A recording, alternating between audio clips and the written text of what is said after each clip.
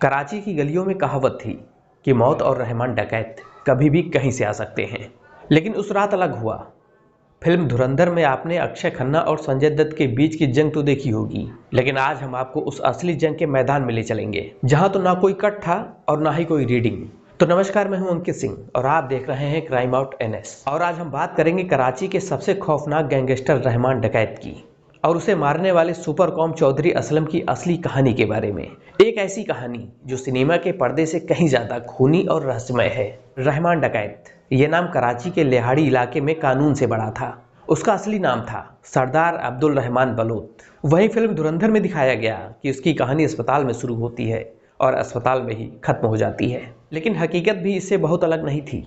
असल में जिंदगी में रहमान डकैत सिर्फ गैंगस्टर नहीं था, बल्कि लेमड़ी के लोगों के दिल में एक भाई का किरदार भी निभाता था।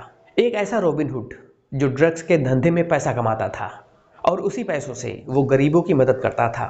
लेकिन पुलिस की फाइलों में वो एक अपराधी था जिसने कराची को बंधक बना रखा था। वहीं उसके खिलाफ हत्या, अपहरण और पुलिस पर हमले जैसे सैकड़ों मुकदमे दर्ज थे।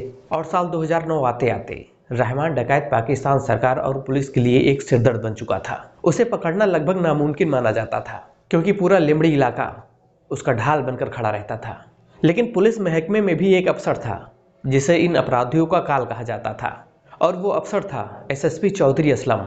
वहीं इस कहानी का ये दूसरा सबसे महत्वपूर्ण किरदार माना जाता था, जिसे फिल्म धुरंधर में संजय दत्त ने निभाया, जहां असल जिंदगी में चौधरी असलम को कराची का एनकाउंटर स्पेशलिस्ट कहा जाता था।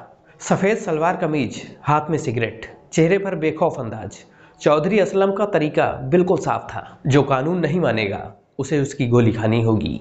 वहीं रहमान डकैत और चौधरी असलम के बीच की दुश्मनी किसी फिल्मी कहानी से कम नहीं थी। चौधरी असलम ने कसम खाई थी कि वो रहमान डकैत और रहमान का साम्राज्य को खत्म कर देगा। ये चूहे बिल्ली का खेल सालों तक चला।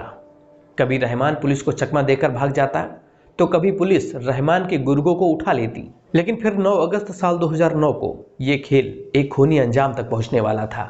उस दिन जो हुआ उसकी गूंज आज भी कराची की गलियों में और सियासत में सुनाई देती है। दरअसल अब बात करते हैं उस रात की, जिस रात ने कराची की गलियों का इतिहास बदल दिया।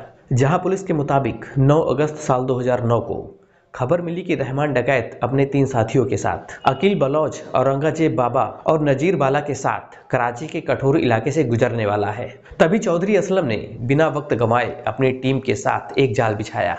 वहीं पुलिस का दावा है कि जब उन्होंने रहमान डकैत की गाड़ी को रोकने की कोशिश की तो उन्होंने सामने से फायरिंग शुरू कर दी, जहां दोनों तरफ की गोलीबारी से मुठभेड़ में रहमान डकैत समेत उसके 3 साथियों को गोली लग गई और वो बुरी तरीके से घायल हो गए। और पुलिस ने बयान दिया कि उन्हें अस्पताल ले जाया जा रहा था, लेकिन ज्यादा खून बहने की वजह से रास्ते में ही उनकी मौत हो गई। टीवी चैनलों पर न्यूज चलने लगी। फिर मीडिया के सामने चौधरी असलम ने आकर कहा कि मैं पुष्टि करता हूँ कि यह रहमान डकैत ही है, उसका खेल अब खत्म हो चुका है। लेकिन कहानी यहीं से नहीं खत्म होती है। दरअसल असली सस्पेंस तो यहीं से शुरू होता है।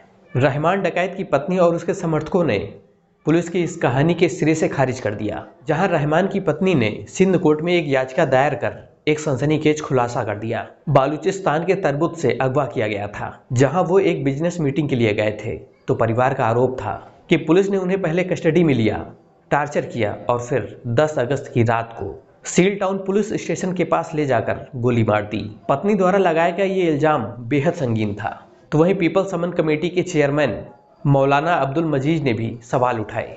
उन्होंने पोस्टमार्टम रिपोर्ट का हवाला देते हुए कहा कि रहमान को बहुत नजदीक से गोली मारी गई थी, जो आमतौर पर मुठभेड़ में ये मुमकिन नहीं होता है कि क्या भागते हुए इंसान को इतने करीब से गोली मारी जा सकती है। ये सवाल आज भी जवाब मांग रहा है।